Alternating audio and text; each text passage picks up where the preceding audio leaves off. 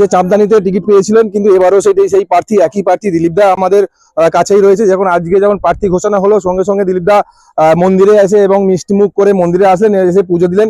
কিন্তু এবারে আমরা দিলীপ দার সাথে কথা বলে নেবো। এবারেও তো প্রার্থী দিলীপ দাই হয়েছেন, আমি একটু কথা বলে জানবো।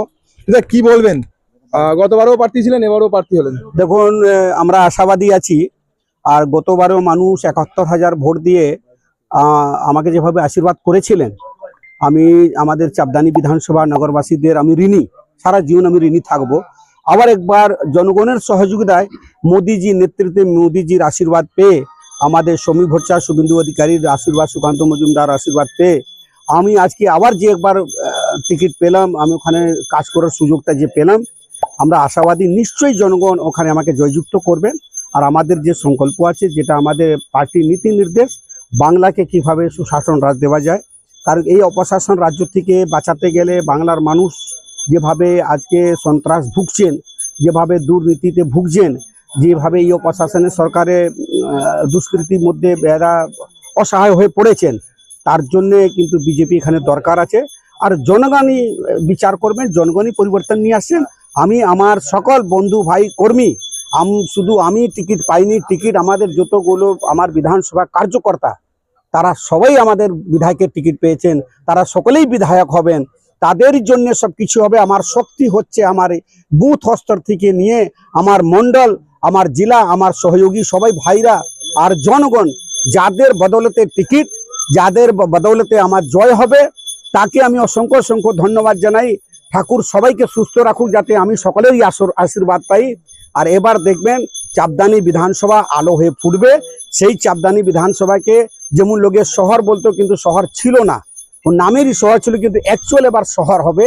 সেটা ভারতীয় জনতা পার্টির নেতৃত্বে সে শহর হয়ে ফুটে উঠবে। আপনারা দেখবেন উন্নয়ন হবে। যেমন আমাদের 7 তারিখ যখন অশ্বিনী বৈষ্ণব এসেছিলেন রেলমন্ত্রী, আমরা আবেদন রেখেছিলাম জেলার পক্ষ থেকে, উনি আমাদের যে 4 নম্বর রেলগেট তারকেশ্বর, 11 নম্বর রেলগেট বৈদ্যবাটি যেমন অ্যাপ্রুভাল দিয়েছেন, এই দুটো রেলগেট ওভারব্রিজ হতে চলেছে। এটা মানে সুলক্ষণ। এটাই মানুষ নিশ্চয়ই আমাদের উপরে ভরসা করবেন। আমরা আবেদন রেখেছিলাম, আবেদন পুরো হয়েছে, সেটা আমাদের কাছে অ্যাপ্রুভাল চলে এসেছে। খুব শীঘ্রই দেখবেন ওখানে দুটো ওভারব্রিজ হবে, পুরো চাপদানি বিধানসভাটাই আলো পড়বে। আর একটা মেডিকেল কলেজ ওখানে খুব তাড়াতাড়ি হবে, বিজেপি সরকার আসার পর আপনারা দেখতে পারবেন। গতবারও তো অরিন্দম গুই ছিল ওখানকার বিধায়ক, আপনার সাথে লড়াই ছিল, এবারও কিন্তু একই বিধায়ক। দেখুন, গতবারের লড়াইটা কেমন? আমি বলছি, গতবারের সমীকরণটা একটু অন্যরকম ছিল। সেটা আপনারা দেখেছেন 2021 সালে যেমন অ্যালায়েন্স ছিল বামফ্রন্ট আর কংগ্রেস, কিন্তু কংগ্রেসকে, আব্দুল মান্নানকে বামফ্রন্ট বয়কট করেছিল।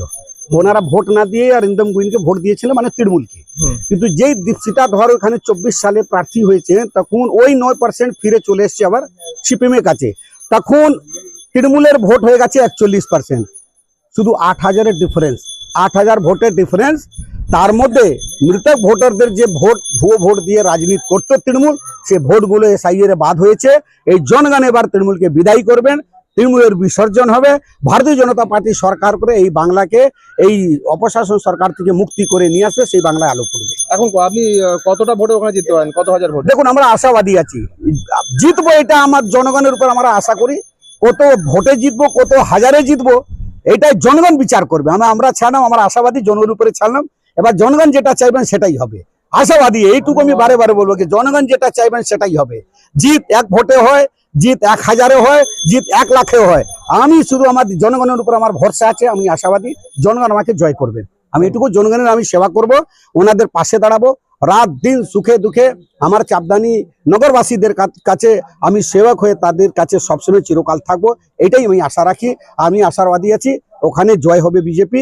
ভারতীয় জনতা পার্টি দেখবেন সরকার হতে চলেছে। চাপদানি বিধানসভা, তার মধ্যে দেখবেন একটা এমন বিধানসভা, তার সহযোগিতা একটা এমএলএ থাকবে এই সরকার হতে গেলে। অর্থাৎ বুঝতে পারলেন, আমরা কথা বললাম সুরের সঙ্গে, যেটা জানালেন গতবারে যে বিধানসভা ভোটে, চাপদানি বিধানসভা ভোটে অরিন্দম গুইয়ের সাথে যে লড়াই ছিল, ঠিক এবারেও তাই। অরিন্দম গুই গতবারের প্রার্থী ছিলেন, এবারেও কিন্তু দিলীপ সিং ওই চাপদানি বিধানসভার প্রার্থী, একই প্রার্থী। এবং এই বিষয়ে আপনারা কি বলবেন অবশ্যই কমেন্ট করুন কমেন্ট বক্সে। এই ধরনের খবর পেতে নজর রাখুন ডিএনএন বাংলায়। ডিএনএন বাংলা, সবার মনে, সবার ফোনে।